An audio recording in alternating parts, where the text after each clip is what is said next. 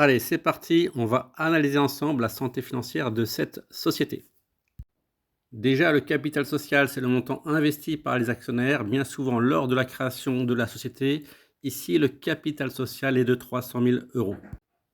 Les capitaux propres correspondent à la valeur comptable de la société. Ici, ils sont de 5 millions d'euros.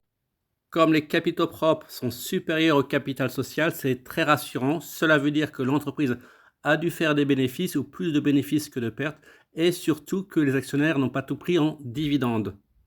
L'EBE, c'est l'excédent brut d'exploitation. Ici, il est de 400 000 euros, soit, dans le cas présent, 20% du chiffre d'affaires, ce qui est très rassurant. Rappelez-vous, l'EBE permet de mesurer si le chiffre d'affaires permet de payer les dépenses courantes de l'entreprise, à savoir les stocks pour ceux qui ont des stocks, les charges externes, les impôts et taxes, les frais de personnel.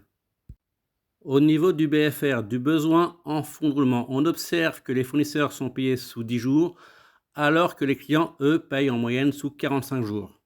Donc, l'argent sort plus vite qu'il ne rentre, ce qui n'est pas bon pour le BFR et la trésorerie de l'entreprise. Ici, la trésorerie équivaut à 17 jours de dépenses courantes, ce qui est très faible.